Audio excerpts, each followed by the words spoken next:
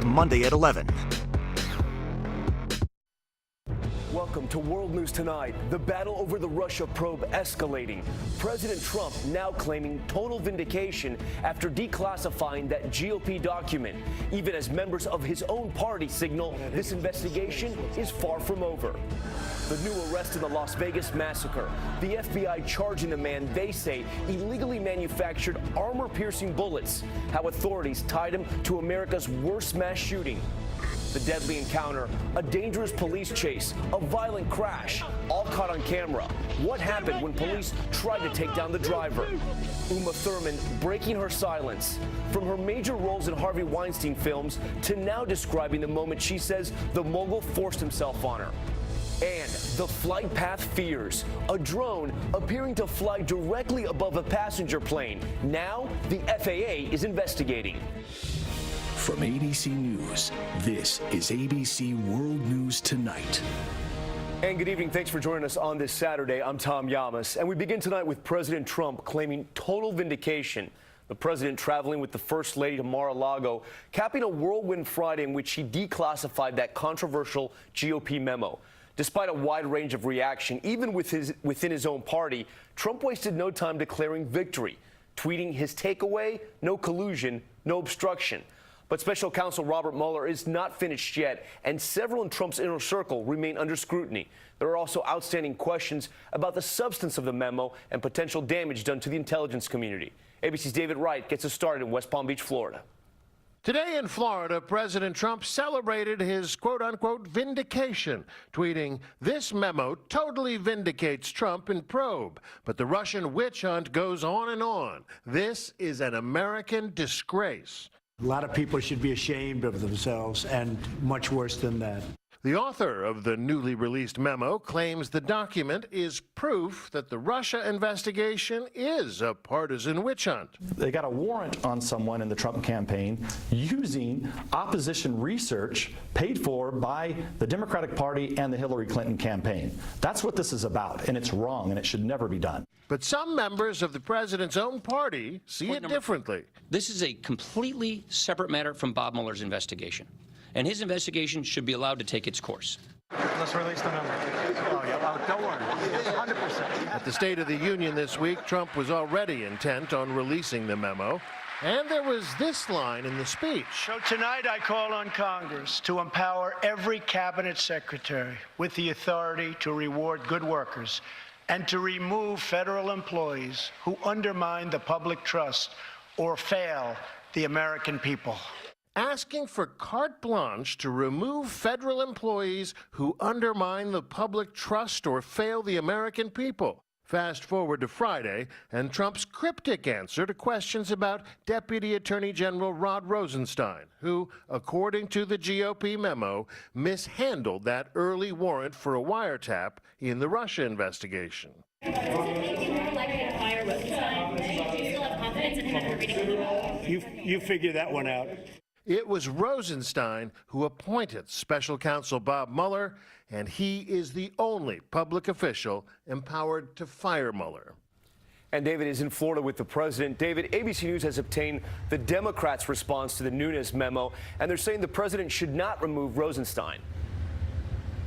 That's right, Tom. This is it, a 6-page memo written by Congressman Jerry Nadler, the ranking member of the Judiciary Committee, circulated today to House Democrats. We should make clear this is not the classified Democratic memo you've been hearing about, but it is the most detailed response yet to the Nunes memo. What this document says is that there is no credible basis to remove Rod Rosenstein, and it also accuses the Republicans of being part and parcel of the president's effort to obstruct justice. Tom? David Wright for us tonight. David, thank you. And George Stephanopoulos will have much more on the memo released tomorrow on This Week with Representatives Adam Schiff and Will Hurd. Next tonight, a new arrest tied to the Las Vegas massacre. Douglas Haig, the man on the left, facing charges involving armor-piercing ammunition he allegedly manufactured and sold to Stephen Paddock. Haig had already admitted to selling more than 700 rounds of legal tracer rounds in the weeks before Paddock killed 58 people from his 32nd floor suite. ABC's Adrian Bankert on how police tied him to Paddock and what he says about the shooter. I'm the guy that sold ammunition to Stephen Paddock. Tonight, the man who admitted to selling bullets to Stephen Paddock, the Las Vegas gunman, is under arrest. I wish I could have seen something in Paddock that showed me that he was going to go do something horrible. Douglas Haig now charged with conspiracy to manufacture and sell armor-piercing bullets without a license. Those bullets heavily regulated because they cut right through an officer's Kevlar vest. None of the ammunition that Doug sold to Mr. Paddock was used at all in the tragedy that occurred in Las Vegas. In September, just 12 days before the tragic Vegas shooting, Haig says Paddock bought 720 rounds of high-caliber tracer ammunition from Haig at his Arizona home. Federal authorities say this transaction was legal. He pulled up, very well dressed, very well groomed, very polite. At no time did I see anything suspicious. But authorities say what wasn't legal was selling Paddock that armor-piercing ammo they say was found in a box in Paddock's hotel room with Haig's name on it. Also his fingerprints on 2 unused cartridges. Paddock would slaughter 58 people at that Las Vegas music festival, nearly 500 more injured. Many still recovering, like Jacera Requejo and Kendra Hobbs. Our new normal is starting to form 4 months later, and so we're trying. This week they received news of the arrest just before attending their first live concert since the massacre. Now, one more note from those federal documents. When Paddock bought that ammo, he put on gloves before handling the box. Both Haig and his attorney insisting on his innocence. Tom? Adrian Bankert for us. Adrian, thank you. Moving on now in a deadly encounter between a police officer and a car chase suspect. The pursuit ending in a dramatic crash, and that's when things took an even more dangerous turn. Here's ABC's Zachary Quiche. Stop now! This violent confrontation all caught on police dash cam. This one's going 1080 on me. It's going to be a silver. What started with an officer trying to pull over this car for speeding quickly escalating into a high-speed chase. We're going down Rickman right now. Watch as the suspect loses control and rolls his car on this country road in Georgia. We're at the nursing home. But he's not giving up. He's trying to break the glass and get out. I don't know if he has anything. I can't see him. 28-year-old Brett Bush crawls out of the back window. Stop! Get out now! Then lunges at the officer right trying there. to stab him with a knife. I'll shoot you! Shots fired, shots fired. I'm not getting a heart rate. Moments later, after defending himself, the officer seen here I'm good for right now. vigorously performing CPR. Come on. Come on. After numerous attempts to revive him, the suspect died at the scene. As for the officer, he's been placed on administrative leave. Tom? Some intense moments caught there on that dash cam. All right, Zachary, thank you. Moving on now to that fired emergency employee who pushed the button that sent Hawaii into a panic. Now speaking out for the first time, saying he 100% believed a missile was inbound and that death threats have followed his mistake. Here's ABC's Stephanie Ramos. The worker fired for causing hundreds of thousands of people in Hawaii to panic in fear a ballistic missile was incoming now explains his side of the story. I was 100% sure that it was real. That former emergency management employee who does not want to be identified on camera says he didn't know it was a drill. I didn't hear exercise from the message or my coworkers. But investigators finding the false missile alert was sent during a drill that included the words exercise, exercise, exercise. Investigators also claim the U.S. Pacific Command has detected a missile threat to Hawaii. Yet he still sent that dreadful message of an incoming missile attack, sending Hawaiians running for cover, forcing this father to send his daughter down a manhole for protection. If you are outdoors. The widespread alarm lasted for an excruciating 38 minutes. I felt terrible. Several employees have been disciplined or are stepping down, including the now former head of Hawaii's Emergency Management Agency. According to an FCC report on the incident, there was no requirement to double check with a colleague or supervisor before the warning was sent statewide, but that has been changed. Tom. Stephanie, thank you. Next tonight, the new FAA investigation after drone footage surfaced, the device appearing to hover directly above the flight path of a passenger plane. No collision this time, but as ABC's Marcy Gonzalez reports, concerns are mounting.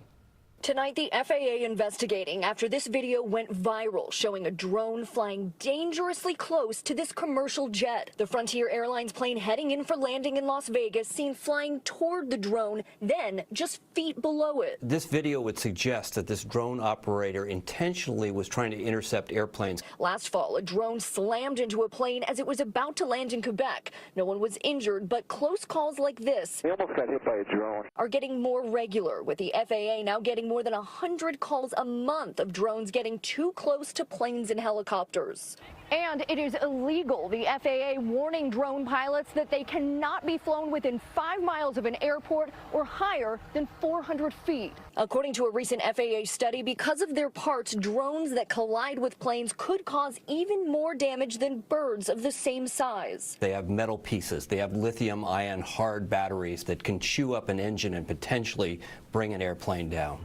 And investigators are still looking for the person who flew that drone near a plane in Vegas. The FAA says anyone caught breaking those laws could face fines and jail time. Tom? Marcy Gonzalez with that close call. All right, Marcy, thank you. And overseas now to reports that a Russian fighter jet has been shot down over northern Syria. You can see the smoke rising from that fiery wreckage. Rebels there celebrating that crash. The pilot also seen on video. You can see him there escaping by parachute. Russian officials saying tonight he was killed by militants on the ground. Back here at home to the economy and the market's worst week in 2 years. Friday's Dow nosediving, reflecting a variety of jitters, even as it still remains close to historic highs. ABC's Rebecca Jarvis with more. Tonight, fear that the market freefall will continue.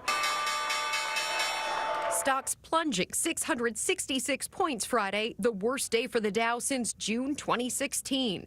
But even with those declines, the major averages still up 28% over the last year. Behind the numbers, a tale of two economies. I see the tradesmen busy here in Tucson, and I know our business back in Michigan is as busy as it's ever been in 25 years. Some Arizona voters sitting down with Tom Yamas describing a booming economy, but others say they're not feeling it. I see a lot of poverty. Since the financial crisis, stock ownership has dropped from 62% to just 54%. And while dozens of corporations have handed out raises and bonuses after the tax cuts and wages are now growing at their highest pace in 8 years, many employees have yet to see the benefit. It's all about wages, wages, wages, wages. It does look like we finally hit a turning point and we're sort of breaking on through the other side, to paraphrase the Doors.